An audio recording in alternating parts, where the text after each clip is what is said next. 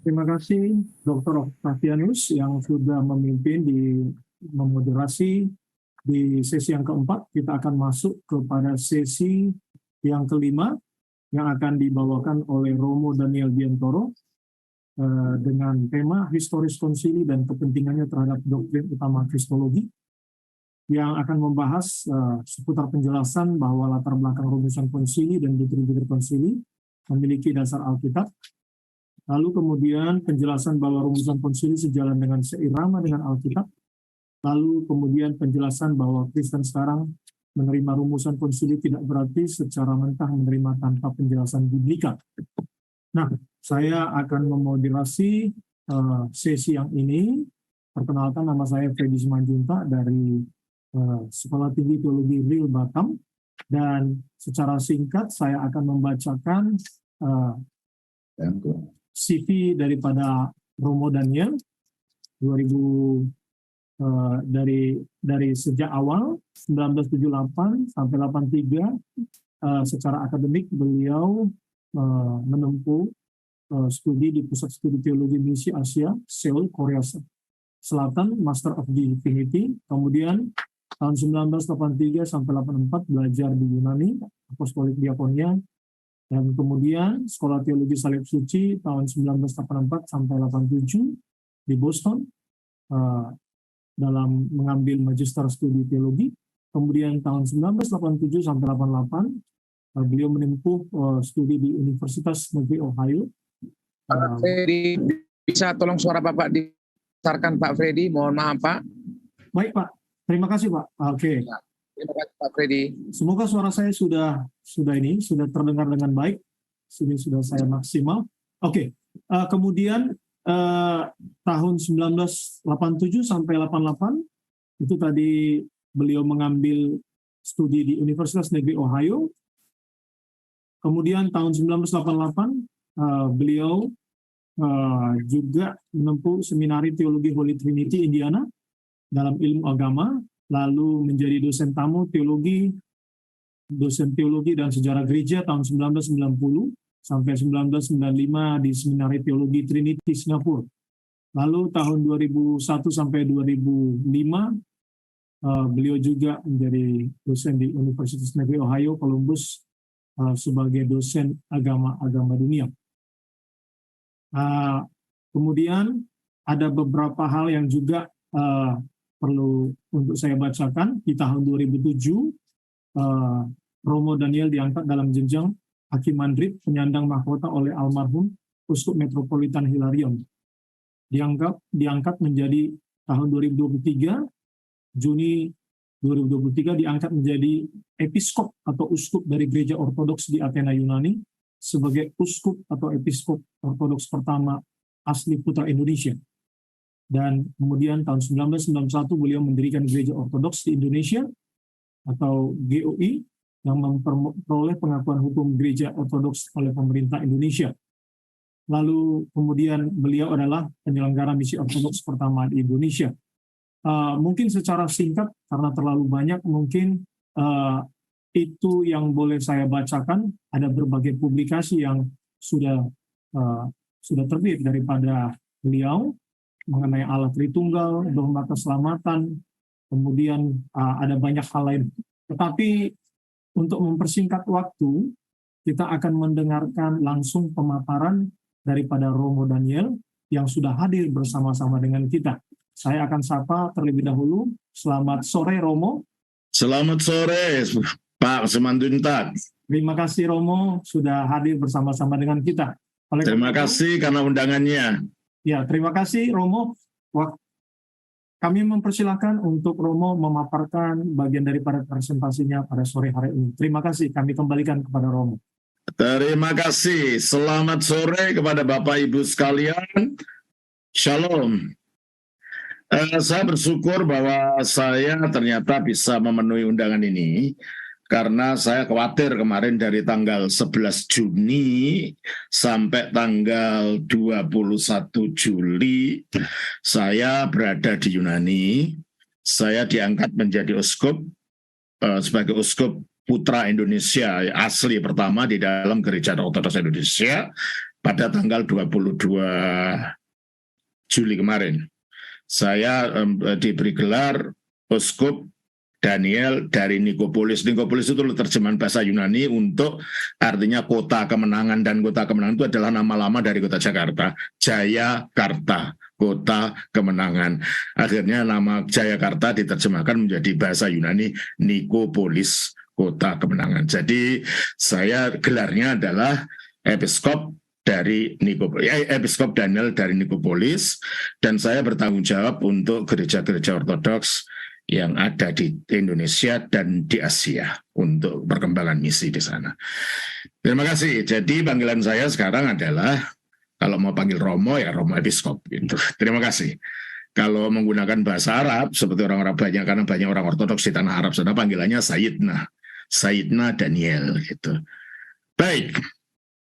Saya diminta untuk membawakan judul mengenai antara konsili dan relevansinya dengan kristologi. Untuk berbicara tentang konsili, supaya kita tahu apa sih konsili itu, terutama dari tradisi-tradisi Protestan yang tidak mengenal konsili ini, tetapi itu yang selalu dilakukan dalam gereja purba. Saya perlu membahas landasannya dari Kisah Rasul pasal 15. Mari kita baca dalam Kisah Rasul 15 ayat 1-2 dulu. Beberapa orang datang dari Yudea ke Antiokhia dan mengajarkan kepada saudara-saudara di situ, jikalau kamu tidak disunat menurut adat istiadat yang diwariskan oleh Musa, kamu tidak dapat diselamatkan. Stop dulu. Jadi kasusnya di sini dalam Kisah Rasul 15 ini ada orang Kristen Yahudi yang tidak bisa move on, yang masih berpegang pada hukum Taurat bahwa kalau kamu tidak disunat seperti orang Yahudi yang lain, kamu tidak bisa diselamatkan. Jadi mereka menuntut bahwa orang Kristen harus tetap berpegang pada hukum Taurat. Kan? Lalu ajaran ini adalah tentu saja tidak bisa diterima oleh iman Kristen, karena keselamatan bukan berdasarkan melakukan hukum Taurat. Akhirnya ditentang oleh Rasul Paulus dan Barnabas yang waktu itu sedang berada di Antiokhia. Teruskan ayat 2. Tetapi Paulus dan Barnabas dengan keras melawan dan membantah pendapat mereka itu. Ya, karena itu ajaran sesat. Ya, terus akhirnya ditetapkan supaya Paulus dan Barnabas serta beberapa orang lain dari jemaat itu pergi kepada rasul-rasul dan penatua-penatua di Yerusalem. Terima kasih. Di dalam gereja purba sampai sekarang di dalam gereja Ortodoks sebagai kelanjutan dari gereja purba itu, pendapat perorangan itu tidak bisa menjadi dogma.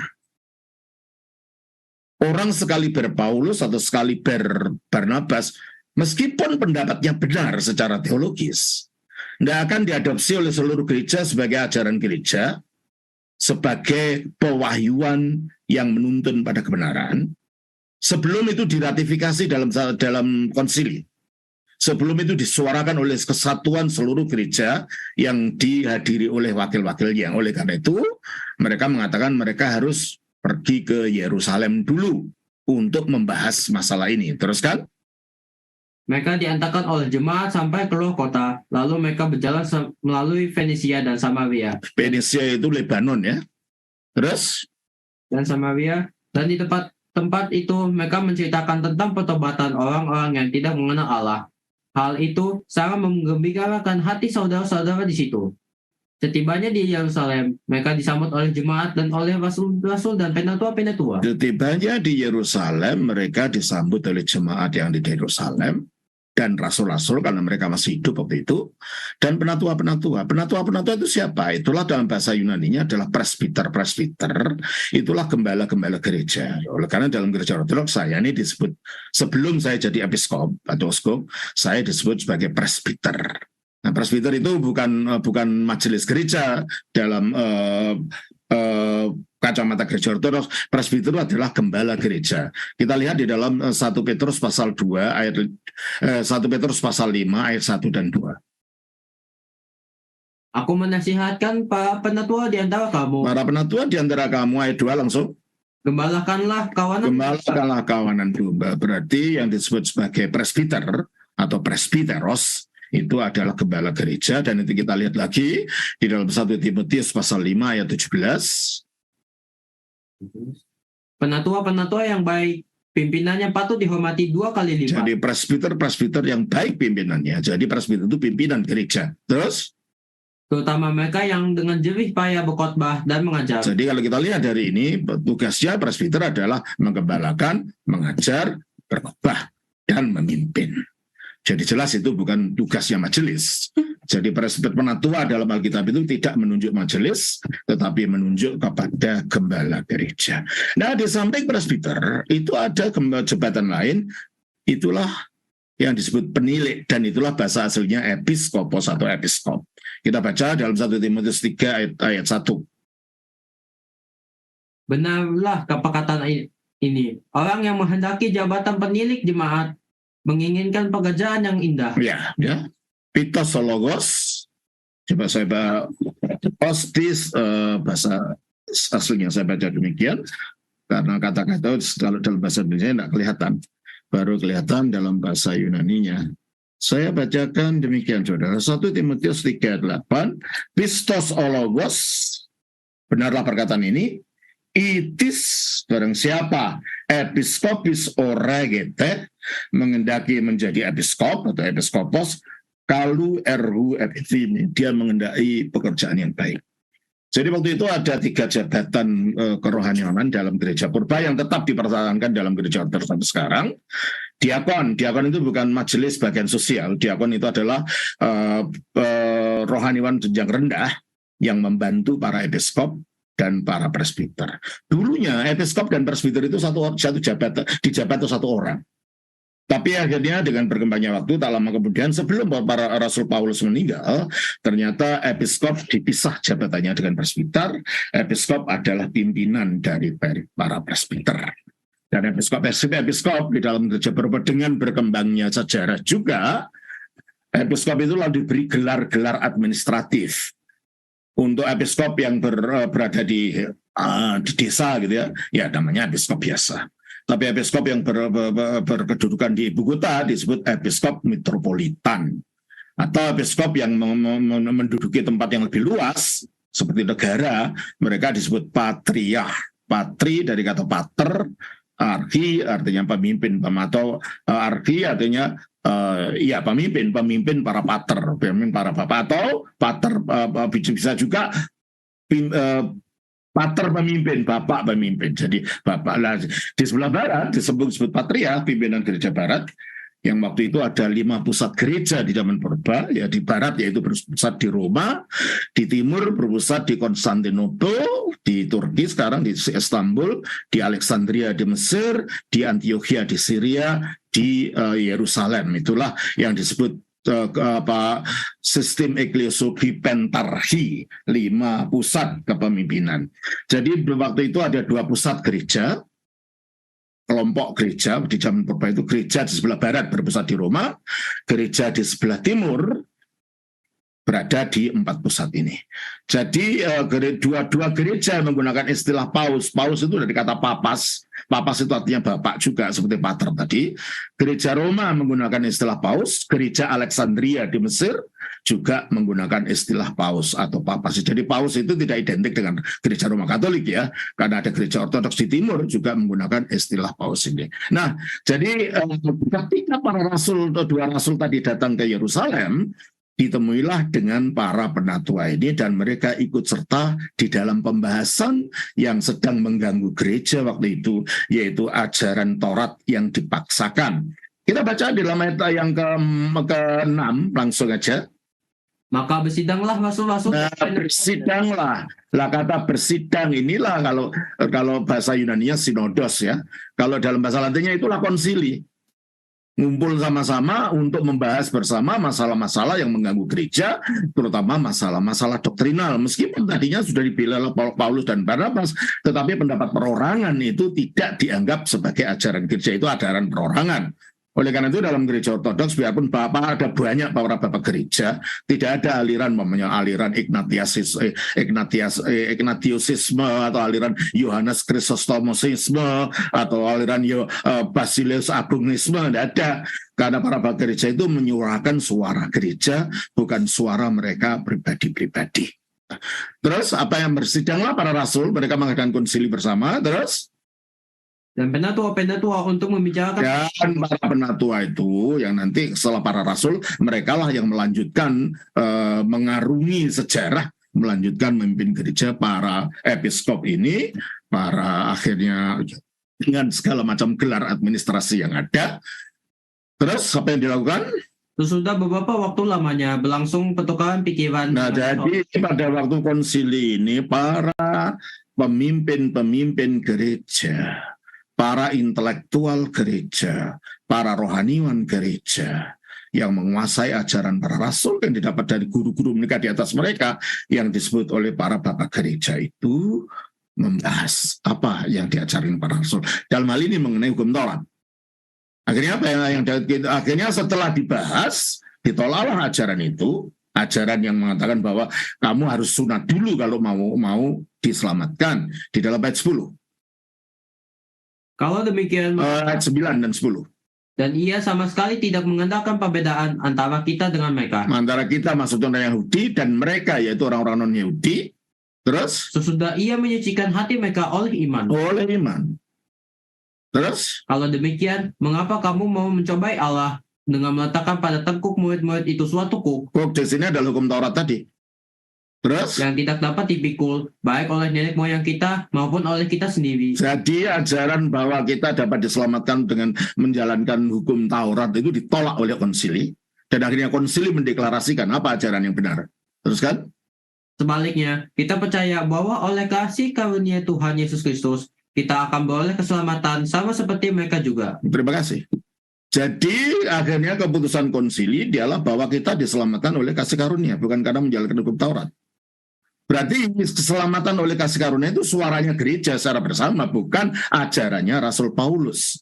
Hanya Paulus adalah sebagai eksponen yang menyuarakan dan keras bahwa keselamatan itu oleh kasih karunia.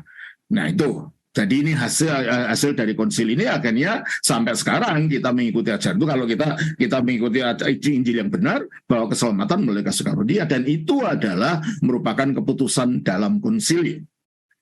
Nah, oleh gereja timur, dalam ini gereja ortodoks, jadi dulu ada dua gereja tadi kan saya katakan, gereja barat dan gereja timur. Yang akhirnya gereja barat itu setelah terjadi perpisahan besar tahun 1054 disebut sebagai gereja Roma Katolik. Gereja timur inilah yang disebut sebagai gereja ortodoks. Jadi gereja ortodoks itu bukan bagian daripada denominasi yang muncul sesudah reformasi. Gereja ortodoks itu gereja purba yang tumbuh di sebelah timur, di mana asal-usul kekristenan itu berasal. Nah, di dalam Kisah Rasul pasal 15 ayat 29 dikatakan, kamu harus menjauhkan diri dari makanan, ayat 28 maaf. sebab adalah keputusan Roh Kudus dan keputusan kami. Ternyata keputusan konsili yang mengatakan bahwa keselamatan itu oleh kasih karunia, bukan oleh menjalankan hukum Taurat, itu dikatakan oleh para bapak konsili, dalam hal ini para rasul waktu itu, sebagai bukan hanya suara kami, yaitu suara gereja, tapi suara Roh Kudus. Oleh karena itu di dalam gereja timur, di dalam gereja ortodoks sampai sekarang, hasil rumusan konsili itu mengikat bagi keselamatan. Oleh karena itu dalam gereja ortodoks tidak banyak, dogma itu tidak banyak. Di gereja Roma ada dogma baru ini. Dogmanya cuma dua di gereja ortodoks, yaitu Tritunggal dan inkarnasi. Cuma itu saja dogmanya. Selebihnya adalah penjabaran daripada dogma ini yang dijabarkan melalui konsili-konsili, bukan karena gereja ingin mengarang ajaran, tetapi karena gereja memperhatikan keselamatan manusia. Oleh karena itu, gereja ortodoks dikenal sebagai gereja 7 konsili ekumenis, artinya 7 konsili universal di zaman itu. Yaitu konsili tahun 325, konsili pertama, konsili tahun 381, konsili kedua, konsili tahun 431, tahun konsili ketiga, konsili tahun 451, konsili keempat, konsili tahun 553, konsili kelima, konsili tahun 680 sampai 681, konsili ke-6, dan terakhir konsili tahun 787. Dan akhirnya hubungan barat dan timur makin menegang dengan berpuncak terpisahnya gereja barat dan timur pada 1054 dan gereja barat yang kita kenal sebagai gereja Roma Katolik, gereja timur gereja Ortodoks, dan 500 tahun sesudah gereja barat terpisah dari gereja timur, terjadi huru hara lagi di gereja barat dengan terjadinya reformasi Protestan yang diprakarsai oleh Martin Luther. Jadi maklum kalau kebanyakan daripada saudara-saudara Protestan tidak tahu gereja Ortodoks karena sejarahnya tidak terkait langsung dengan gereja Ortodoks. Sejarah perpisahan itu hanya terkait dengan gereja Roma Katolik. Sementara gereja Ortodoks akhirnya karena munculnya Islam, pertama banyak daerah-daerah oleh jihad yang tadinya daerah Kristen dikuasai oleh Islam, misalnya Mesir, Yerusalem, Syria, Irak, daerah-daerah itu yang kita kenal daerah Timur Tengah sebagai daerah Islam, itu sebenarnya tadinya daerah Kristen Timur, tapi sesudah itu ketika kekuatan Arab menyerang dari selatan, muncullah kekuatan baru bangsa Mongol, bangsa Tartar yang sebagian datang ke Indonesia pada waktu pendirian zaman Majapahit. Mereka memeluk agama Islam, sehingga Islam memperoleh darah segar untuk menyerang kembali, menyerang kerajaan Kristen Timur yang terkenal sebagai kerajaan Bizantium. Akhirnya pada tahun 1453 Bizantium jatuh ke tangan Islam, menjadi negara Islam Turki, dan kota Konstantinopel sebagai ibu kota dari kerajaan Bizantium itu jatuh di tangan orang Turki, dijadikan ibu kota menjadi kota baru namanya Istanbul. Nah gitulah sedikit latar belakangnya. Kalau kita berbicara tentang gereja Ortodoks, tidak bisa berbicara tanpa memperhatikan sejarah. Orang jadi nggak ngerti apa itu. Baik. Nah, pada selama 300 tahun yang pertama, gereja mengalami aniaya dari para kaisar yang berbeda, sampai akhirnya bertobat yang Konstantinus Agung, yang menjadikan agama Kristen diterima, tidak lagi dianiaya. Nah, diharapkan pada waktu itu, setelah ada bertobatnya Konstantinus ini, negara akan tidak mengalami kekacauan lagi, tapi ternyata tidak demikian. Karena apa? Dari dalam ternyata muncullah gangguan lain, gangguan modelnya bukan penganiayaan fisik, tapi gangguan yang bersifat doktrinal. Yaitu gangguan yang dilakukan oleh para bidat. Nah, bidat yang tadinya memang sudah muncul, Pak. Pada pertama kali gereja dari awal memang sudah percaya Tritunggal. Kita akan, kalau saudara bisa membaca dari tulisan Irenaeus. Irenaeus adalah anak rohani dari Polikarpus dari Smyrna di Turki, dan Polikarpus itu anak rohaninya dari Rasul Yohanes sendiri.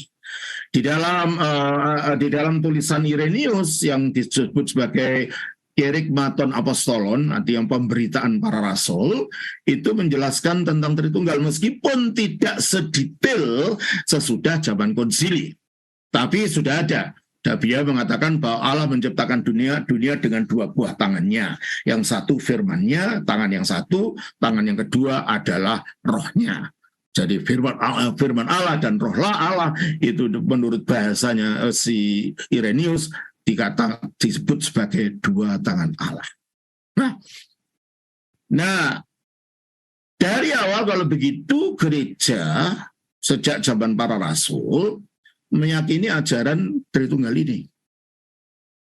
Nah, akhirnya muncullah ajaran-ajaran yang menentang Tritunggal seperti ajaran Sabellianisme, ajaran Patripasianisme, ajaran yang macam-macam yang sekarang banyak muncul lagi. Karena orang tidak bisa belajar sejarah, disangka itu menemukan baru, padahal itu sampah yang dibuang oleh gereja Ortodoks di zaman purba. Sekarang diangkat lagi, banyak pendeta yang mulai mengangkat itu, dan ada yang terlalu berani mengatakan Tritunggal itu bidat. Saya lihat kemarin itu di YouTube, orang bidat kok menyebut Tritunggal ajaran gereja yang asli itu disebut bidat. Nah, itu keterlaluan sebenarnya. Nah, baik. Oleh karena itu, ketika waktu itu ada seorang presbiter dari gereja Alexandria yang bernama Arius. Dia pangkatnya sama dengan saya sebelum jadi uskup kemarin, yaitu sebagai archimandrit. Archimandrit Arius. Orangnya secara kehidupan keagamaan kelihatan saleh. Hanya teologinya yang bermasalah. Dia mengatakan bahwa pernah ada waktunya di mana anak Allah pernah tidak ada. Nah, kalau anak Allah pernah tidak ada, berarti dia punya permulaan. Kalau dia punya permulaan, berarti dia itu bukan kekal. Yang bukan kekal, yang punya permulaan, tidak mungkin dia itu Allah.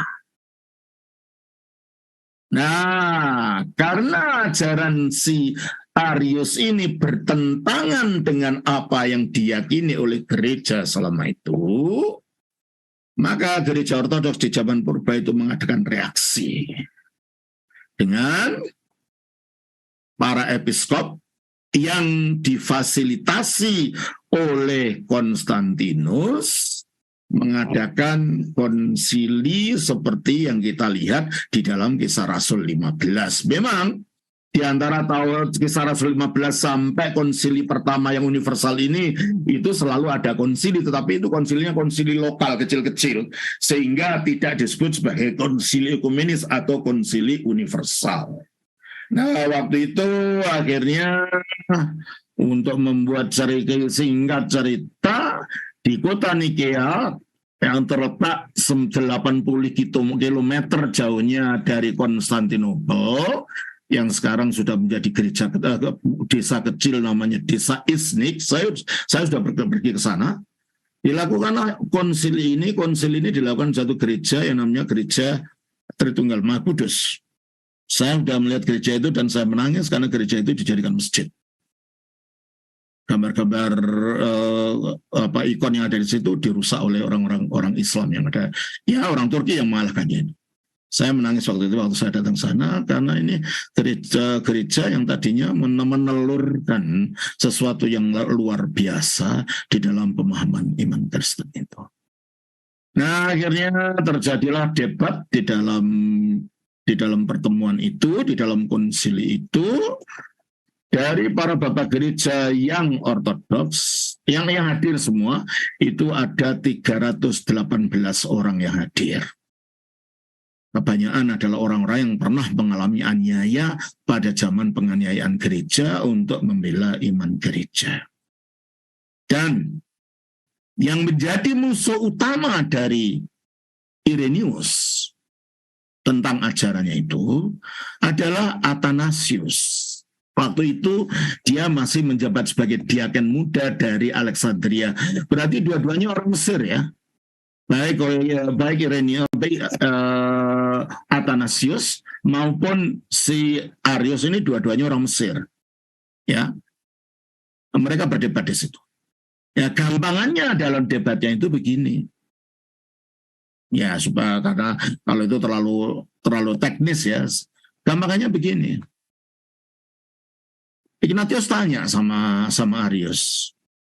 Romo Arius, kalau memang benar Yesus itu ada awalnya, firman anak Allah pernah tidak ada, bagaimana mungkin dia mengatakan bahwa dia dapat memberikan hidup kekal dan percaya kepadanya membawa kepada hidup kekal? Nah, kita baca di dalam Yohanes pasal 17 ayat yang kedua. Sama seperti engkau telah memberikan kepadanya kuasa atas segala yang hidup, demikian pula ia akan memberikan hidup yang kekal kepada semua yang telah engkau beri. Sama engkau, Bapa, memberikan kepadanya Putra kuasa atas segala yang hidup, demikianlah dia akan memberikan hidup yang kekal kepada semua orang yang percaya kepadanya. Berarti kalau gitu Putra Allah ini atau firman Allah ini dapat memberikan hidup kekal. Begitu juga kita baca di dalam Yohanes 5:24 dan masih banyak lagi dalam seluruh Yohanes kita melihat itu. Kita ambil dua saja.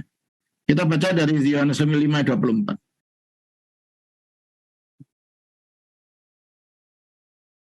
Aku berkata kepadamu, sesungguhnya barang siapa mendengar perkataanku dan percaya kepada Dia yang mengutus aku, ia mempunyai hidup yang kekal dan tidak turut dihukum. Oke. Jadi kalau begitu konsili diadakan bukan untuk membuat konsep tentang kristologi, tidak. Konsili diadakan untuk membela keselamatan manusia yang diselewengkan orang, yang mengakibatkan kesesatan dan manusia kehilangan keselamatan. Makanya poinnya adalah pada firman itu dapat memberikan hidup kekal. Seseorang tidak dapat memberikan sesuatu pada orang lain kalau dia tidak punya sesuatu itu. Saya tidak akan bisa memberikan uang pada orang lain kalau saya tidak punya uang itu.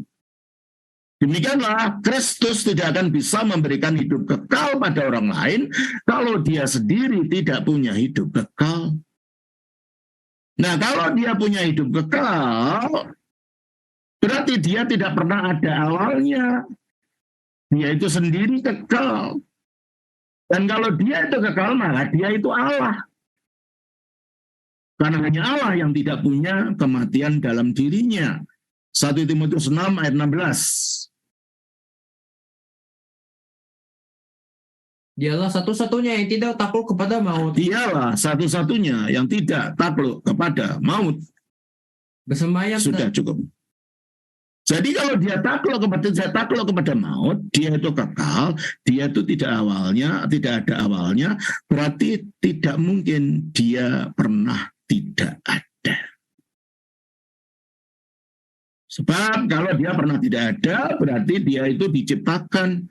Kalau dia itu diciptakan, dia itu bukan kekal. Kalau dia itu bukan kekal, dia tidak akan bisa memberikan hidup kekal kepada manusia. Jadi yang menjadi concern gereja pada waktu itu, yang juga menjadi teologi gereja ortodoks sampai sekarang, itu bukan masalah konsep ya. Apalagi dikatakan itu masalah dipengaruhi oleh filsafat Yunani, itu salah, bukan. Kalau gereja menggunakan istilah-istilah filsafat Yunani, karena yang dihadapi adalah orang-orang Kristen yang dipengaruhi oleh filsafat Yunani, sehingga para bapak gereja harus menggunakan bahasa mereka untuk menjelaskan kebenaran Injil. Yang menjadi concern-nya adalah pembelaan keselamatan manusia. Dan keselamatan itu tidak lain dan tidak bukan pemahaman yang benar tentang Kristus itu siapa. Oleh karena itu akhirnya seluruh konsili akhirnya mengiyakan bahwa Kristus memang Allah, sehingga dirumuskanlah hasil konsili ini di dalam rumusan pengakuan iman yang disebut pengakuan iman Nikea. Terutama butir 1 sampai butir yang ke-7. Aku percaya pada satu Allah, Sang Bapa yang Maha Kuasa, pencipta langit dan bumi, dan segala sesuatu yang kelihatan maupun yang tak kelihatan.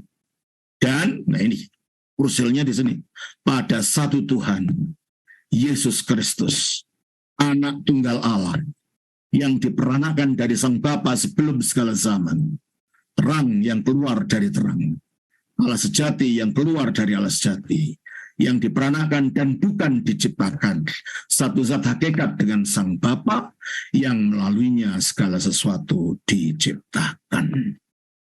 Dan berpegang daripada suara Roh Kudus melalui gereja dalam konsili Nikea inilah gereja ortodoks sampai sekarang mempertahankan pemahaman kristologisnya.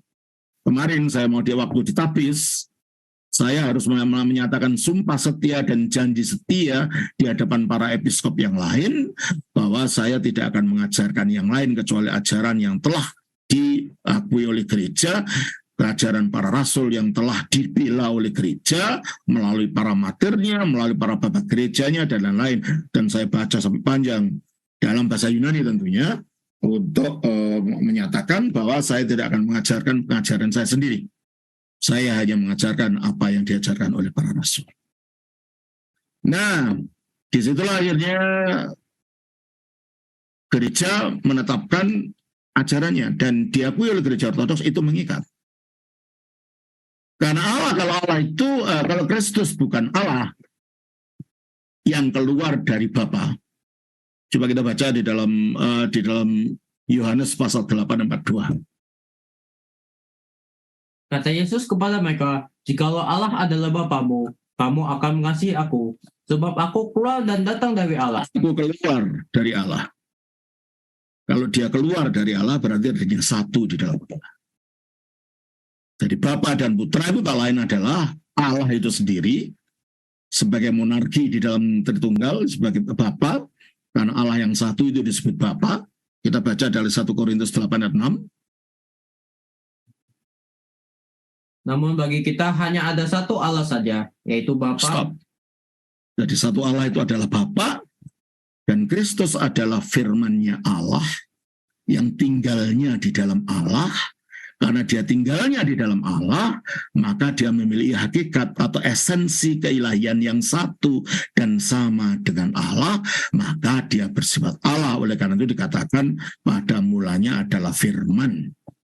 Firman itu bersama-sama Allah, artinya satu di dalam Allah. Dan firman itu adalah Allah karena memiliki hakikat yang sama dengan Bapa. Nah, jadi meskipun ada dua sebutan berbeda, Bapa dan Anak, Bapa adalah Allah yang satu, Anak adalah firman-Nya, maka tidak ada dua Allah, hanya satu. Nah, kita lanjutkan. Dan akhirnya setelah Konsili Nikea ini, Konstantinus meninggal. Lalu digantikan anaknya yang bernama Konstantius. Ternyata Konstantius itu lebih cenderung kepada mereka yang mengajarkan seperti Arius, yaitu ajaran oneness. Bapa saja Allah, Kristus bukan. Kristus itu dicipta, Roh Kudus hanya daya aktif yang keluar dari Allah.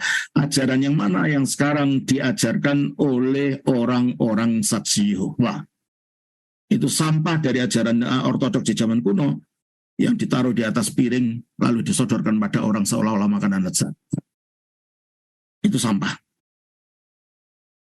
Nah, Konstantius akhirnya menganiaya Athanasius, sehingga Athanasius itu sampai dipecat, diangkat, sampai 10 kali dia lari-lari, sampai karena mau dibunuh oleh pemerintah Bizantium di bawah Konstantius ini. Dia kalau lari kembali ke Mesir, kepada para rahibnya, di para biarawannya, itu disembunyikan di dalam kuburan, karena kuburannya terbuat dari marmer. Sampai bersembunyi dalam kuburan karena mau dibunuh oleh tentara-tentara ini. Sampai dia juga lari ke Roma, menyembunyikan diri. Pada akhirnya setelah Konstantinus meninggal, dia diangkat menjadi patriark di Alexandria. Jadi kalau ada orang mengatakan bahwa zaman dulu itu orang yang percaya pada oneness itu yang dianiaya kaum Tritunggal, itu bohong. Itu membaca kisahnya zaman Calvin kepada gereja mula-mula, kepada gereja ortodoks di zaman purba. Justru terbalik, kalau dalam sejarah gereja ortodoks yang dianiaya awalnya adalah mereka yang percaya pada Tritunggal, mau dibunuh, dibantai, dan macam-macam, dikejar-kejar oleh prajurit Bizantium waktu itu.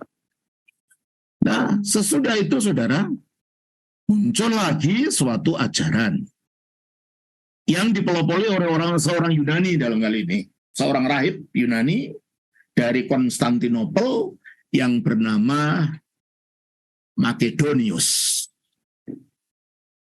Makedonius mengatakan bahwa Roh Kudus itu bukan Allah dan bukan pribadi. Roh Kudus itu hanya sekedar daya aktifnya Allah.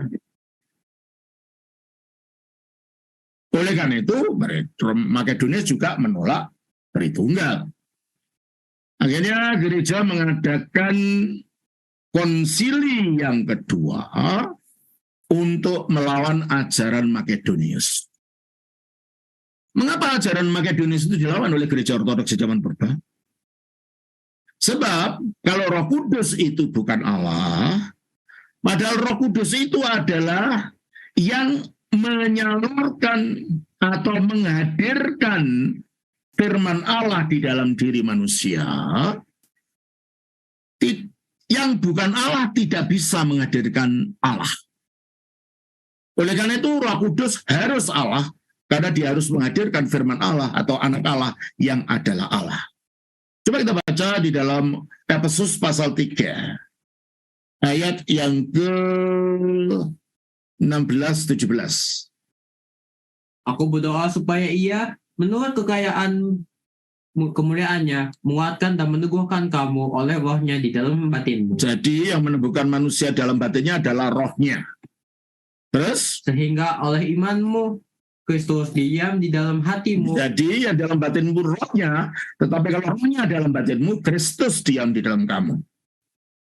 Hadirnya Roh Kudus itu menghadirkan Kristus. Nah, karena Kristus itu Allah, tidak mungkin yang bukan Allah dapat menghadirkan Allah. Oleh karena itu di dalam 1 Korintus 12 ayat 3 dikatakan, 1 Korintus 12 ayat 3, karena itu aku mau meyakinkan kamu bahwa tidak ada seorang pun yang berkata-kata oleh Roh Allah dapat berkata, terkutuklah Yesus. Dan tidak ada seorang pun yang dapat mengaku Yesus adalah Tuhan selain oleh Roh Kudus. Selain oleh Roh Kudus. Jadi pertama, keilahian Roh Kudus itu adalah satu hal yang pasti. Ada satu ayat yang mungkin ada beberapa ayat boleh saya kutip menyatakan bahwa Roh Kudus itu Allah. Kita baca di dalam Kisah Rasul pasal yang ke-5 ayat 3 dan 4. Tetapi Petrus berkata, Ananias, mengapa hatimu dikuasai iblis sehingga engkau mendustai Roh Kudus? Mendustai Roh Kudus. Terus? Dan menahan sebagian dari hasil penjualan tanah itu. Selama tanah itu tidak dijual, bukankah itu tetap kepunyaanmu? Dan setelah dijual, bukankah hasilnya itu tetap dalam kuasamu? Mengapa engkau merencanakan perbuatan itu dalam hatimu? Engkau bukan mendustai manusia, tetapi mendustai Allah. Jadi mendustai Roh Kudus sama dengan mendustai Allah. Berarti Roh Kudus adalah Allah. Kita baca juga di dalam 1 Yohanes pasal 3, 24. Barang siapa menuruti segala perintahnya, ia diam di dalam Allah dan Allah di dalam dia. Dan demikianlah kita ketahui bahwa Allah ada di dalam kita, yaitu Roh yang telah Ia karuniakan. Kita ketahui Allah ada di dalam kita, yaitu Roh yang dikaruniakan kepada kita. Berarti kalau gitu Roh itu adalah Allah. Kita baca juga 1 Korintus 3 ayat 16. Tidak tahukah kamu bahwa kamu adalah bait Allah dan bahwa Roh Allah diam di dalam kamu? Nah, kamu rumahnya Allah karena rohnya Allah diam dalam kamu. Nah, kenapa tidak disebut kamu rumahnya Roh, tapi langsung rumahnya Allah? Karena Roh Kudus yang diam dalam kita, yaitu membuktikan bahwa Roh Kudus itu Allah, maka kita disebut rohnya Allah. Jadi di sini kita melihat bahwa Alkitab dengan tegas mengatakan bahwa Roh Kudus itu Allah. Dengan demikian dia dapat menghadirkan firman atau putra yang adalah Allah itu bagi kita. Yang selanjutnya, Roh Kudus itu bukan hanya sekedar kuasa. Dia juga punya hipostasis. Dia juga punya pribadi. Kita baca di dalam Kisah Rasul pasal yang ke-13 ayat 2. Pada suatu hari ketika mereka beribadah kepada Tuhan dan berpuasa, berkatalah Roh Kudus, khususkanlah Barnabas dan Saulus bagiku untuk tugas yang telah kutentukan. Energi atau kuasa tidak bisa berkata. Yang bisa berkata itu pribadi. Di sini Roh Kudus berkata. Kita baca juga di dalam Roma pasal 8 ayat 26. Demikian juga Roh membantu kita dalam kelemahan kita. Sebab kita tidak tahu bagaimana sebenarnya harus berdoa, tetapi Roh sendiri berdoa untuk berdoa. Ya, tidak bisa berdoa. Yang bisa berdoa adalah pribadi. Kita baca juga di dalam 1 Korintus 2 ayat yang ke-10. Karena kepada kita Allah telah menyatakan oleh Roh, sebab Roh menyelidiki segala sesuatu, bahkan hal-hal yang tersembunyi dalam diri. Nah, jadi roh menyelidiki bahkan hal yang tersembunyi di kedalaman Allah itu sendiri. Berarti roh itu adanya di dalam Allah dan dia pribadi karena bisa menyelidiki. Gitu? Kita baca juga di dalam Efesus. Efesus pasalnya yang ke-5 ayat 18. Dan janganlah kamu mabuk oleh anggur. Pasal yang ke-4 ayat yang ke-30. Dan janganlah kamu mendukakan Roh Kudus Allah yang telah memeteraikan kamu menjelang hari. Ya, kekuatan tidak bisa berduka. Yang bisa berduka adalah pribadi. Jadi dengan demikian ajaran saksi Yehova, ajaran orang yang menolak kepribadian Roh Kudus, yang menolak keilahian Roh Kudus, itu ditolak oleh Alkitab sendiri, dan itulah mengapa konsili diadakan untuk menolak ajaran-ajaran sesat ini. Sebab kalau Roh Kudus itu bukan Allah, maka keselamatan pun akan menjadi taruhannya. Sebab keselamatan itu dilakukan oleh firman. Dan karya firman yang sudah selesai itu disalurkannya oleh Roh Kudus. Nah, kalau Roh Kudus itu bukan Allah, dia tidak mungkin menyalurkan keselamatan itu. Oleh karena itu, ajaran Tritunggal itu ajaran yang sangat penting untuk dimengerti. Dengan demikian, kita melihat kalau begitu kan Roh Kudus itu mempunyai sifat-sifat pribadi dan bersifat Allah, dia juga beradanya satu di dalam Allah. Coba kita baca di dalam 1 Korintus pasal 2 ayatnya yang ke-11. Siapa gerangan di antara manusia yang tahu apa yang terdapat dalam diri manusia selain roh manusia sendiri yang ada di dalam dia. Demikian pula lah tidak ada orang yang tahu apa yang terdapat di dalam diri Allah selain roh Allah. Jadi di sini dianalogikan kalau rohnya manusia tinggalnya dalam manusia, demikianlah rohnya Allah itu juga ada di dalamnya Allah, satu di dalam Allah. Hanya pada waktu untuk tujuan keselamatan, dia keluar dari Bapa untuk menghadirkan Sang Putra di dalam diri manusia. Coba kita baca di dalam Yohanes pasal 15 ayat 26. Jikalau penghibur yang akan kuutus dari Bapa datang, yaitu roh kebenaran yang keluar dari Bapa. Roh kebenaran yang keluar dari Bapa. Karena dia keluarnya dari Bapa, maka dapat kita mengerti ya memang dia tadinya satu di dalam Bapa. Tapi kalau gitu Tritunggal itu bukan tiga Allah ya. Tritunggal itu adalah Allah yang satu, yaitu Bapa yang di dalamnya dia memiliki firman yang disebut putra karena tadinya terkandung lalu terlahirkan, dia disebut putra. Jadi Allah disebut Kristus disebut anak Allah bukan berarti Allah itu kawin, tidak ada itu. Allah itu bukan laki-laki, bukan perempuan, bukan baji. Kenapa? Gak kawin dengan apa? Maka istilah memperanakan ini pun bukan memperanakan secara biologis, tetapi karena dia firman-Nya Allah yang tadinya ada di dalam Allah secara kekal, lalu keluar dari Allah tanpa meninggalkan kesatuannya dengan Allah untuk mengambil kemanusiaan dari rahim Bunda Maria, maka dia katakan dilahirkan, diperanakan karena keluar dari Allah itu. Ya, oke. Nah, jadi inilah akhirnya dua konsili ini yang akhirnya membentengi ajaran Tritunggal itu, sebab kalau ajaran Tritunggal itu akhirnya diselewengkan, yang menjadi taruhannya adalah keselamatan manusia itu sendiri. Jadi Tritunggal itu ada bukan hanya sekedar untuk gagah-gagahan menjadi pemikiran filsafat yang unik, bukan. Itu adalah ada kaitannya dengan keselamatan. Nah, sambil mengingatkan Romo, waktunya sudah hampir habis, tinggal 5. Oh begitu ya? Iya. Oh, kalau gitu ini saudara, karena ini masih banyak, saya berikan itu artikel kepada Pak Manurung ya. Nanti dibagikan kepada umat. Baik. Iya. Iya. Tinggal satu lagi ya, sedikit. Baik, silakan Romo. 5 menit. Pada tahun 431 ada seorang berbangsa Syria yang menjabat menjadi patriark di Konstantinopel. Namanya Nestorius. Nestorius menolak Maria disebut Theotokos karena dia mengatakan Allah tidak dilahirkan oleh manusia. Nah, pemikiran dia Allah itu Allah Bapa. Padahal ketika gereja mengatakan Maria sebagai Theotokos, bukan itu yang dimaksud. Dan itu pun ada dasarnya. Coba kita baca di dalam Lukas 1 ayat 43. Ayat 42.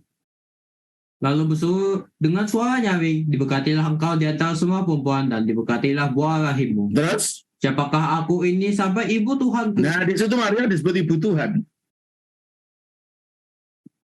Jadi sebutan Bunda Allah itu bukan karangan gereja Katolik, yaitu bahasa Alkitab itu. Dan itu adalah konsepnya dari Alkitab. Maksudnya gini, kalau Maria itu adalah mengandung firman pada waktu inkarnasinya, dan firman itu Allah, ya tentunya dia bunda, karena dia punya anak. Tapi anak yang dikandungnya itu adalah Allah, itu maksudnya gitu. Karena dia itu adalah firman-Nya Allah, bukan arti baru Allah Bapa jadi dikandung Bunda Maria. Tidak ada Allah dikandung itu. Tapi dalam inkarnasinya, firman itu mengambil daging dari Maria. Jadi ketika dikatakan dan firman itu menjadi manusia, bukan artinya firman itu berubah sifatnya. Tadinya ya seperti ya kucing berubah jadi anjing gitu ya. Hilang sifat kucingnya jadi anjingnya, bukan. Ketika firman itu menjadi manusia, artinya dia mengambil, dia tetap keilahiannya tetap ada. Tapi dia mengambil kemanusiaan, mengambil kodrat baru dari Maria. Coba kita baca di dalam Filipi pasal 2 ayat 5 sampai 7. Hendaklah kamu dalam hidupmu bersama menaruh pikiran dan perasaan yang terdapat juga dalam Kristus Yesus. Oke, apa yang terdapat dalam Yesus? Yang walaupun dalam rupa Allah, Karena dia firman Allah. Terus? tidak menganggap kesetaraan dengan Allah. Kenapa setara dengan Allah ya? Keilahian cuma satu. Yang hadir dalam Bapa juga hadir dalam firman-Nya. Terus? Sebagai milik yang harus dipertahankan. Terus? Melainkan telah mengosongkan diri. Dia mengosongkan diri bukan artinya keilahiannya dibuang. Keilahiannya tidak dinampakkan. Tetap di situ. Tapi tidak dinampakkan supaya dia betul-betul nampak sebagai manusia. Terus? Dan mengambil rupa seorang. Jadi keilahiannya tetap ada. Sekarang dia mengambil. Jadi ketika dia menjadi manusia itu dia mengambil kodrat baru, yaitu kodrat manusia. Nah, si Nestorius tidak mau terima ini. Dan akhirnya waktu itu yang menjadi lawan bicaranya pada saat itu adalah patriark dari Alexandria, yaitu patriark Kyrillos. Gampangannya gini, Romo Nestorius. Kalau Maria bukan Bunda Allah. Sejak kapan Yesus jadi Allah? Apakah mungkin dia melahirkan manusia biasa, mengandung manusia biasa, setelah dia lahir lalu dia pelan-pelan berubah jadi Allah? Nah, akhirnya Nestorius menjawab, enggak, dia melahirkan manusia biasa, lalu dia dirasuh oleh firman. Jawab dari Kyrillos, kalau dia hanya melahirkan manusia biasa, dia dirasuh oleh firman, berarti di dalam diri manusia Yesus, itu ada dua pribadi. Pribadi anak Maria yang manusia biasa, dan pribadi Allah yang adalah berbeda dengan pribadi anak manusia. Jadi Yesus seperti kurungan dengan ada dua burung di situ. Berarti kalau itu Allah dan manusia belum dimanunggalkan, sehingga Yesus tidak bisa menjadi pengantara antara Allah dan manusia. Hanya kalau dalam bagi Yesus itu hanya ada satu pribadi dengan dua kodrat. Yang satu kodrat aslinya yaitu kodrat ilahi. Yang kedua adalah kodrat barunya, kodrat yang diambil dari manusia saja. Yesus itu adalah merupakan pengantara antara Allah dan manusia, seperti yang dikatakan dalam 1 Timotius 2 ayat 5. Dengan demikian, keselamatan sudah tercapai, karena keselamatan itu terjadi dalam faktanya adalah keterpisahan antara Allah dan manusia melalui inkarnasi. Keterpisahan itu telah dijembatani karena di dalam Yesus, dalam keilahiannya dia satu dengan Bapa, dan dalam kemanusiaannya dia satu dengan ibunya yang manusia, berarti satu dengan kita semua. Oleh karena itu Maria memang Bunda Allah. Bunda karena dia punya anak, karena anak ini adalah Allah. Jadi sebutan Bunda Allah bukan untuk mengagungkan Maria pada dirinya, tetapi untuk menjelaskan inkarnasi, menjelaskan misteri inkarnasi itu. Nah akhirnya dari situ, dari konsili keempat dijelaskan lagi, lebih jelasnya bahwa di dalam Yesus itu ada satu pribadi dengan dua kodrat yang tidak dapat dipisah, tidak dapat dibagi, yang tidak kacau balau dan tidak campur baur, yang dua-duanya disatukan dalam satu hipostasis tadi. Ya, saya kira maaf saja saya tidak bisa melanjutkan yang seharusnya ingin saya jelaskan, tapi Bapak Ibu bisa melihat pada artikel yang sudah saya berikan yang nanti akan dibagikan. Terima kasih Pak Pangeran Manurung, terima kasih. Terima kasih atas pemaparannya, Romo. Kita masuk kepada sesi tanya jawab. Kata pertanyaannya kurang jelas ya. Suaranya kurang jelas untuk saya. Oke, saya tidak memakai mikrofon. Baik, apakah suara saya bisa terdengar jelas, Romo? Ya, sudah. Terima kasih. Kita masuk ke sesi tanya jawab. Sudah ada sejumlah pertanyaan yang masuk. Saya akan mulai karena ada beberapa pertanyaan yang mirip, jadi saya akan mulai dengan pertanyaan yang seperti ini. Bagaimana kita memahami doktrin Filiki? Doktrin apa? Doktrin Filiki pada Konsili Konstantinus. Filiki. Ya. Itu ditolak oleh gereja Ortodoks. Karena akhirnya kalau Filioque itu gambarnya gini. Jadi Jadi ada tiga orang dalam satu payung gitu. Jadi kesatuannya terletak pada payungnya, pada esensi ilahinya. Kenapa? Karena Roh Kudus itu keluar dari Bapa dan Putra. Kalau Roh Kudus keluar dari Bapa dan Putra, berarti di dalam Allah itu ada dua sumber. Nah kalau ada dua sumber, di mana letak keesaan Allah? Lalu biasanya digambarkan seperti segitiga. Bapa bukan Putra, Putra bukan Roh Kudus, Roh Kudus bukan Bapa, yang Allah itu yang di tengah, bidang di tengah itu. Itu kan hakikat. Jadi keesaan Allah terletak pada hakikat yang padahal menurut Alkitab, keesaan Allah terletak pada pribadi Bapa. Bagi kita hanya ada satu Allah, yaitu Bapa, bukan hakikat. Dan dari Bapa inilah keluarnya dan tinggalnya firman-Nya, dan dari Bapa inilah keluarnya dan tinggalnya Roh-Nya. Dan ini bukan subordinasianisme, bukan, karena baik Bapa, Putra maupun Roh Kudus tetap memiliki keilahian yang sama dengan Bapa. Ini hanya jenjang hubungan antara Bapa, Putra, Roh Kudus saja. Dan itu ditolak oleh gereja Ortodoks karena menurut gereja Ortodoks itu tidak sesuai dengan kata Alkitab, di mana di dalam Yohanes 15 ayat 26 dikatakan Roh Kudus keluar dari Bapa saja. Tidak dikatakan Roh Kudus keluar dari Bapa dan Putra. Gitu ya. Baik, terima kasih Romo. Selanjutnya ada dari Pendeta Ignatius. Pak Freddy, mohon maaf Pak Freddy. Ya. Bisa suara Pak Freddy lebih dikuatkan Pak? Beserta. Saya sudah maksimal sekali di sini Pak. Saya malah sudah teriak. Baik Pak, baik. Ya, saya sudah begitu maksimal sekali. Oke, saya lanjutkan di pertanyaan yang selanjutnya dari Pendeta Ignatius. Doktrin Trinitas yang mengatakan bahwa satu Allah tiga pribadi berbeda itu adalah konsepnya Tertullianus. Sementara yang saya pahami menurut gereja mula-mula atau konsili, bahwa Allah itu dipahami sebagai kesatuan hipostasis. Pertanyaan yang pertama, apakah arti hipostasis itu? Lalu yang kedua, apakah doktrin Tritunggal itu atau hipostasis? Itu pemahaman saya berbeda. Apakah Tertullianus itu termasuk Bapak Gereja atau bukan bidat?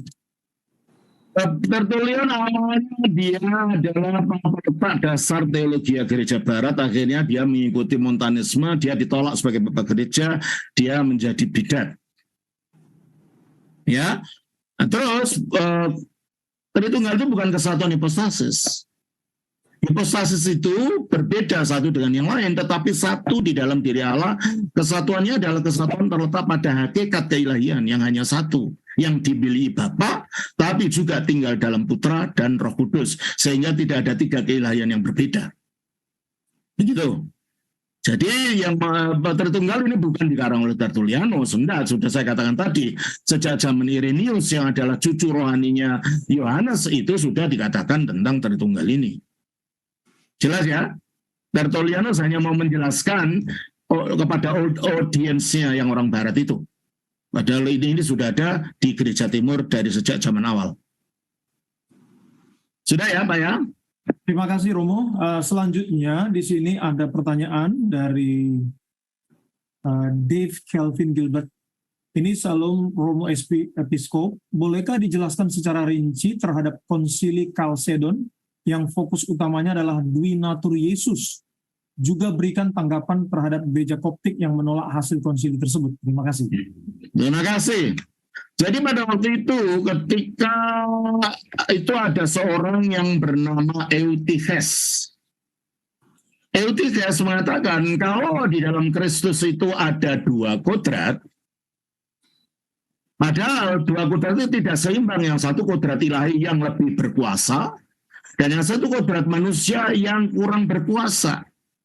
Oleh karena itu kodrat manusia itu diserap oleh kodrat keilahiannya, sehingga Yesus yang manusia itu hanya tinggal punya satu kodrat saja, yaitu kodrat ilahi. Nah, kata satu-satunya kodrat itu dalam bahasa Yunaninya mono artinya satu, fisis artinya kodrat, sehingga mereka disebut sebagai monofisis.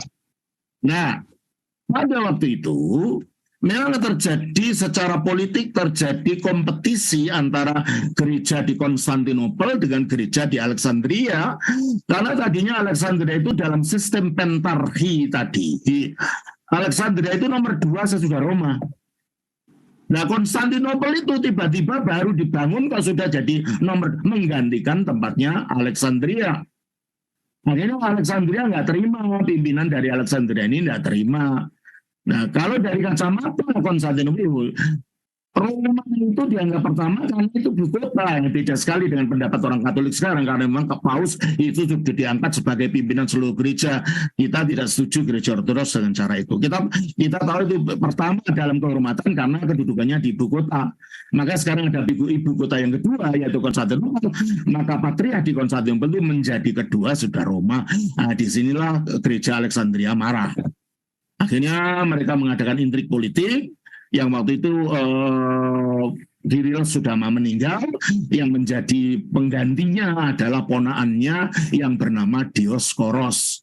Dioskoros ingin mengembalikan lagi kedudukan dari Alexandria, lalu mengadakan konsili yang menolak konsili yang diadakan untuk mengatakan bahwa ajaran Eutiches itu sesat. Pada tahun 499, dia mengadakan konsilinya sendiri, entah karena ditipu atau memang dia mengikuti pikiran Eutiches, dia mengikuti ajaran dari Eutiches yang memang bersifat monofisit itu. Akhirnya gereja-gereja ngumpul, ini ajaran tidak benar ini. Gereja mengadakan konsili lagi pada tahun 451 di kota Kalsedon. Dan waktu itu Paus di Roma, yaitu Paus Leo, ya kan waktu itu gereja barat dan timur masih satu ya. Paus Leo membuat rumusan pemahaman pengakuan teologinya tentang Kristus yang disebut sebagai Tomos dari Santo Leo. Yang isinya ialah bahwa memang Kristus itu adalah memiliki satu pribadi dalam dua kodrat, yaitu kodrat aslinya ilahi, kodrat barunya yang diambil dari kodrat manusia, tapi dua kodrat itu disatukan dalam satu hipostasis dari Sang Sabda ini, tanpa campur baur, tanpa dapat dipisahkan, tanpa dapat dibagi-bagi, dan tanpa kacau balau. Itulah empat syarat daripada kesatuan itu. Tidak bisa dibagi-bagi, tidak bisa dipisah-pisah, tidak campur baur, dan tidak kacau balau. Nah, ternyata pihak dari gereja yang mengikuti Dioskoros, yaitu yang sekarang kita sebut gereja Koptik, tidak setuju dengan pendapat itu karena dalam pikiran mereka itu masih Nestorianisme. Mereka hanya terpaku pada kata-kata dua kodrat. Mereka tidak mengatakan, tidak melihat kelanjutannya, dua kodrat dalam satu hipostasis, tidak terbagi, tidak terpisah. ya tidak campur baur, tidak kacau balau, ya tidak ada kaitannya dengan Nestorianisme kalau begitu. Nah, karena mereka tetap mempertahankan rumusan mereka, akhirnya terjadi kacau lah. Mereka memisahkan diri, diikuti oleh saya lupa namanya, Severus dari Antiochia, sehingga gereja Antiochia pecah jadi dua. Gereja Antiochia yang Chalcedon yang ada sekarang, gereja Syria yang disebut di Indonesia mengatakan Ortodoks Syria, itu mereka. Itu karena ada gereja Syria yang memang ortodoks itu loh. Jadi gereja ini akhirnya memisahkan diri. Pada tahun 553 mau disatukan dengan suatu tomos yang dibawa oleh Kaisar Zeno. Mereka mau disatukan kembali pada gereja ortodoks, mereka tidak mau. Mereka tetap memisahkan diri, dan itulah gereja-gereja monofisit yang ya mereka tidak mau disebut monofisit sih, karena kata mereka, kami bukan monofisit, kami miafisit. Artinya apa? Artinya mereka percaya bahwa Kristus itu punya satu kodrat yang berasal dari dua kodrat. Nah, pertanyaan kita dari Chalcedon mengatakan, kalau dia hanya punya satu kodrat, hipostasisnya di mana dong? Nggak punya hipostasis dia. Kalau satu kodrat itu berasal dari dua kodrat, ini kan kodrat jadian. Nah, sebelum persatuan itu apa ada kodrat kalau begitu? Nah, di sini yang kita belum puas jawaban daripada pihak Oriental tentang istilah satu kodrat yang berasal dari dua kodrat. Kita percaya bahwa satu hipostasis atau dua kodrat dalam satu hipostasis yang tak terpisah dan tak terbagi, yang tak dapat yang tidak kacau balau dan tidak campur baur, itulah yang menjelaskan makna daripada dua kodrat Kristus ini. Jelas ya? Terima kasih Romo, sudah begitu jelas. Kemudian ada pertanyaan selanjutnya dari Christian Simarmata. Sepanjang konsili yang oikumenis yang telah dilakukan oleh gereja-gereja yang masih Katolik, bukan aliran, namun yang memiliki arti satu, apakah konsili-konsili berada pada kristologi firman daging? Atau Gimana? Apakah konsili-konsili berada pada kristologi firman daging atau kristologi firman manusia? Daging itu manusia maksudnya. Kan ologos sarx egeneto dalam Yohanes 1:14. Firman itu telah menjadi daging. Daging itu artinya manusia. Jadi nggak bisa dibedakan apakah kristologi daging atau kristologi manusia. Ya daging maksudnya manusia. Sudah ya? Ya, selanjutnya Romo, ini apakah konsili masih diperlukan oleh gereja-gereja di Indonesia? Ya tentunya, karena konsili itu sudah membuat pemahaman yang mapan tentang apa yang diajarkan Alkitab. Kita tidak bisa seolah-olah mau memasang roda baru dari gerobak kita. Gerobak kita sudah ada rodanya dari dulu. Dan akibatnya itu ajaran yang kacau balau yang muncul sekarang itu di YouTube dan lain-lain itu. Padahal itu sudah dilawan semua oleh gereja purba. Ajaran konsili itu ajaran yang sudah mapan, ajaran yang ortodoks, ajaran yang konservatif, dan memang itu ajaran Alkitab. Dan itu ajaran Rasuliah. Jelas ya? Baik, lanjut. Romo, ini ada Shalom Romo, terima kasih atas Johannes Anton Wijaya. Mohon dijelaskan sedikit mengenai kanonisasi Alkitab, baik sejarah yang melatar belakangi dan perkembangannya sampai sekarang. Jadi tadinya Alkitab itu kan para rasul tidak sengaja nulis Alkitab loh. Ajaran yang dilakukan adalah ajaran lisan tadinya. Dari yang lisan itu akhirnya ada yang dituliskan. Coba kita baca dari 2 Tesalonika 2:15. 2 Tesalonika 2:15, bacakan. Sebab itu berdirilah teguh dan berpeganglah pada ajaran-ajaran yang kamu terima dari kami, baik secara lisan maupun secara tertulis. Jadi ada lisan dulu baru tertulis, sebagian dituliskan. Dan akhirnya pada waktu itu ada orang namanya Marcion. Dia anak seorang uskup. Dulu uskup masih belum menikah. Sejak abad keempat, karena terjadinya permasalahan rebutan warisan, karena uskup itu bertanggung jawab untuk tanah itu, maka akhirnya gereja memutuskan sebaiknya uskup diambil dari Romo yang memang tidak menikah. supaya tidak terjadi masalah ini. Jadi sejak saat itu uskup itu diambil dari memang yang romo yang tidak menikah, bukan tidak boleh menikah, ya memang romonya tidak menikah gitu ya. Nah, uskup ini dia menjadi saudagar kapal Arion ini, si Marcion ini, dia percaya pada ajaran Gnostik, di mana dalam ajaran Gnostik itu dibagi antara Allah yang baik, yaitu Bapaknya Tuhan Yesus, dan Allah yang buruk, yaitu yang menciptakan dunia, Allahnya Perjanjian Lama. Oleh karena dia mengatakan orang Kristen tidak boleh menggunakan Perjanjian Lama, karena itu penciptaan dari Allah yang buruk yang menciptakan tubuh ini. Hanya Perjanjian Baru saja. Perjanjian Baru pun kalau berbau Yahudi dibuang. Injil Matius, inilah Injil istilah Yesus Kristus, anak Abraham, anak Daud, anak Abraham. Nah, Daud, Abraham, orang Yahudi dibuang. Injil Markus ditulis oleh Markus, sudah ponakannya Barnabas, orang Yahudi dibuang. Injil Yohanes orang Yahudi, apalagi dia mengatakan firman jadi manusia, dibuang.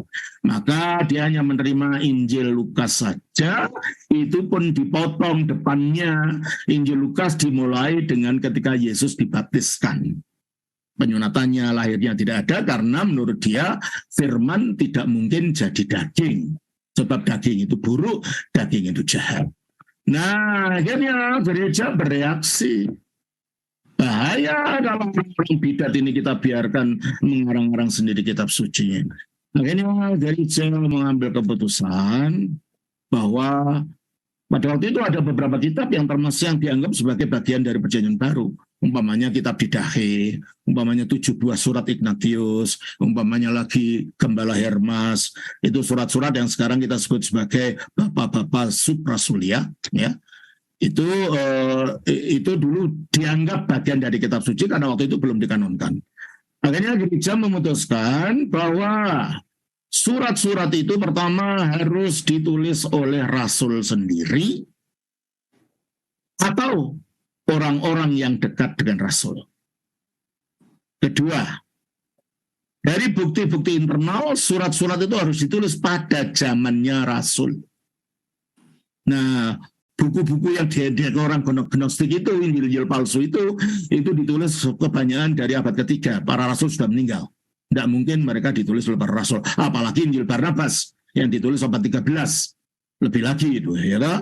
Nah, yang ketiga, bahwa ajaran-ajaran itu yang tertulis dalam buku-buku itu tidak boleh bertentangan dengan ajaran lisan yang dipraktekkan dalam gereja melalui liturgi-liturginya, melalui sakramen-sakramennya, melalui kidung-kidungnya, dan harus sesuai dengan isi dari ajaran-ajaran itu.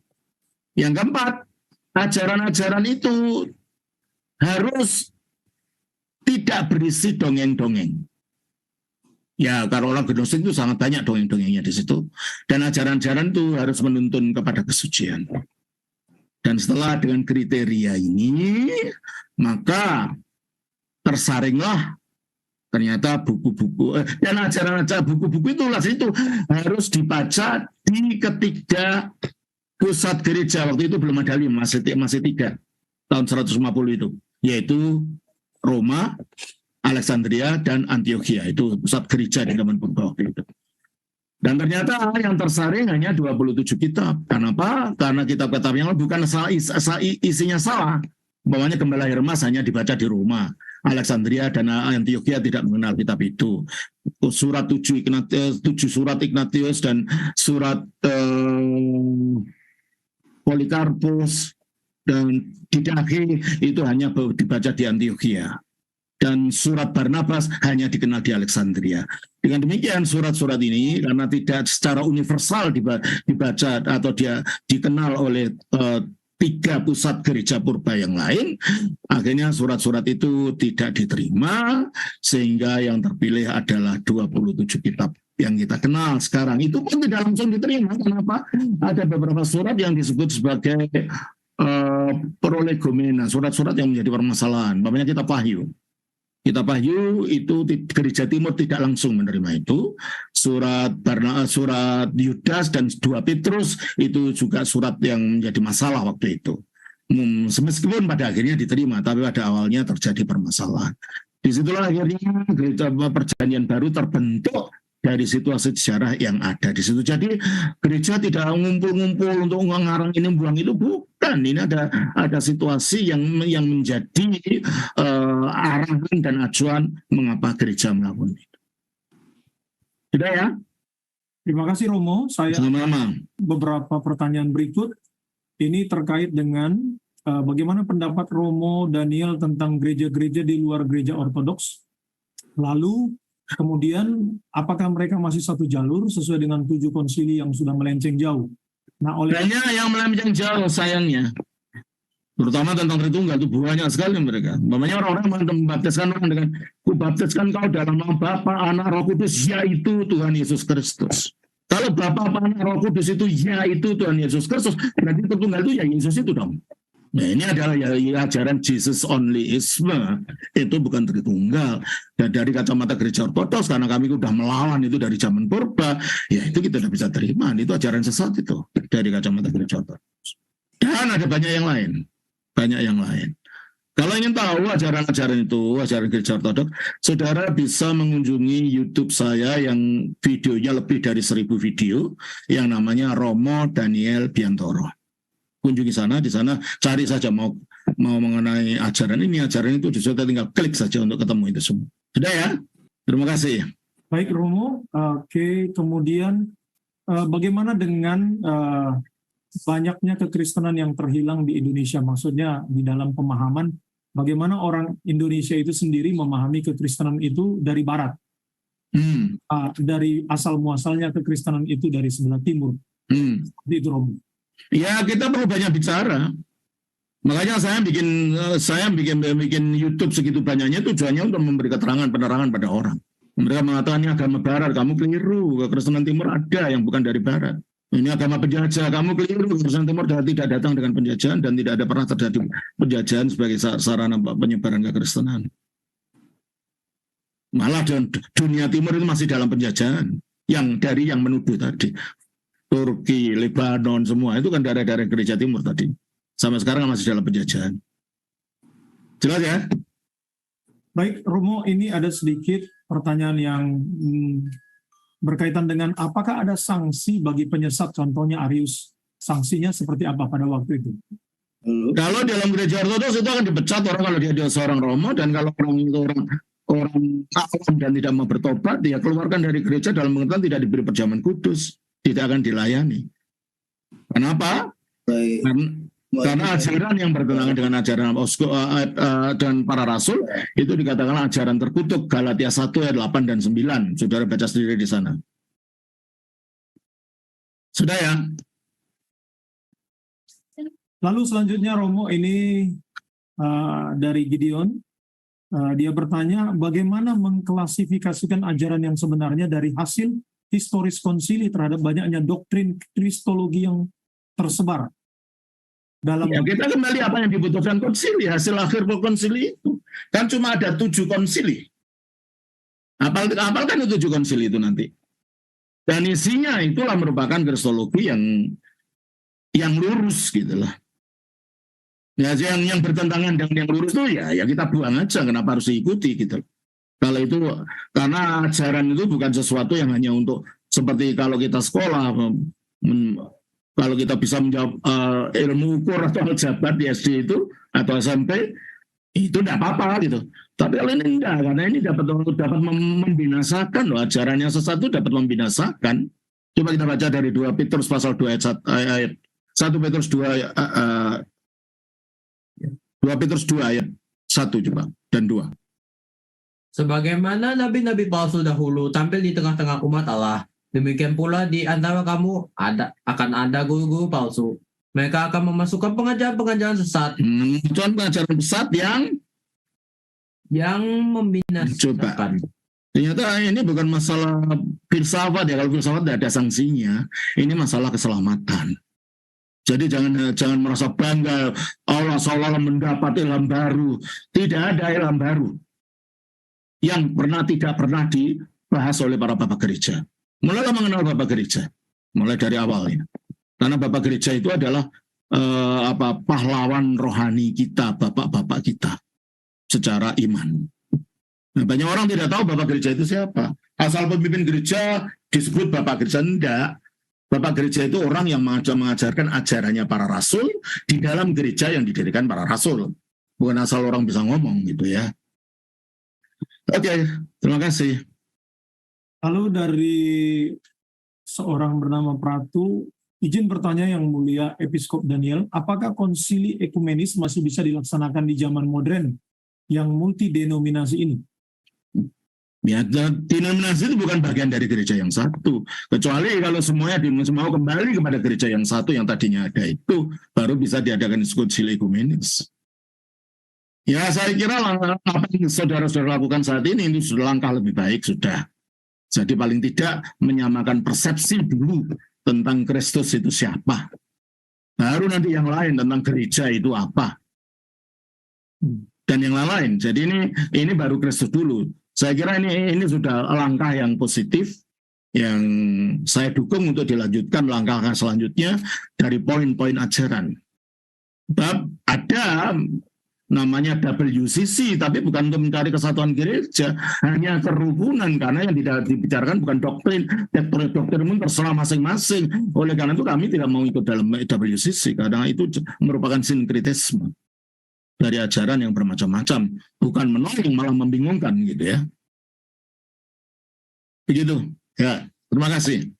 Mungkin ini sebagai penutup, pertanyaan penutup Romo, karena waktunya sudah pas.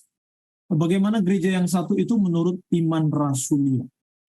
Ya, gereja yang satu adalah gereja memegang satu iman yang didirikan para rasul, yang merangkul semua manusia, yang ajarannya tidak berubah dari awal sampai sekarang. Sudah ya? Baik Romo, karena waktunya sudah pas di jam 3.45, kami meminta kepada Romo untuk memberikan closing statement di dalam sesi. Closing statement saya adalah, karena Kristus itu adalah intinya keselamatan. Maka kita harus mengetahui Kristus lebih benar lagi. Tidak cukup hanya pokoknya Yesus, enggak. Karena Yesus itu bisa saja hanya sekedar label. Di Brasil itu banyak Yesus, tapi apa mereka menyelamatkan? Di Filipina juga banyak Yesus, tapi apa menyelamatkan? Jadi bukan sekedar nama Yesus. Nah, kalau seperti orang mengatakan, saya kenal Romo Daniel, yang mana itu? Itu loh yang jual dawet di bawah pohon asem itu. Nah, Pak Romo Daniel saya dimaksud, kan bukan, gitu loh. Jadi kita jangan imannya iman minimalis. Jangan lagi mengatakan saya tidak perlu teologi. Ya, kalau kamu tidak perlu teologi akan dituntun pada kesesatan. Karena teologi itu akan menuntun kepada kebenaran. Oleh karena itu, kalau saya tidak tahu berapa orang yang hadir saat ini. Sekitar 1.500-an. Ya. Kalau sekarang itu hanya dari tokoh-tokoh gereja yang hadir. Itu baik untuk diseminasikan kepada umatnya. Ajar yang benar, jangan ngawur. Jangan hanya inginkan Allah dianggap hebat, bisa ngomong ini, bisa ngomong itu, jangan. Takutlah akan Allah di dalam hati kita. Sebab kalau tidak, nanti kutuk yang menerima kita. Coba kita baca Galatia 1 ayat 6 dan ayat 8. Ayat 8. Tetapi sekalipun kami atau seorang malaikat dari surga, Kami maksudnya rasul-rasul, ya, dan malaikat yang memintakan kepada kamu suatu Injil yang berbeda dengan Injil yang telah kami bicarakan. yang berbeda dengan Injil yang diberitakan rasul, apa katanya? Terkutuklah dia. Berkutuklah dia, nggak takut. Jadi kita jangan hanya supaya dia orang ya merasa bangga, kita merasa bangga dipuji orang, bukan itu. Kita melayani bukan untuk dipuji. Kita melayani untuk membawa keselamatan dengan rasa takut dan gentar kepada Allah. Terima kasih. Terima kasih banyak Romo untuk seluruh pemaparannya yang sangat komprehensif dan sangat jelas dan dapat diterima dengan baik. Dan untuk itu kami mengucapkan terima kasih sekali lagi kepada Romo Daniel yang sudah memberikan pemaparan pada sesi yang terakhir ini.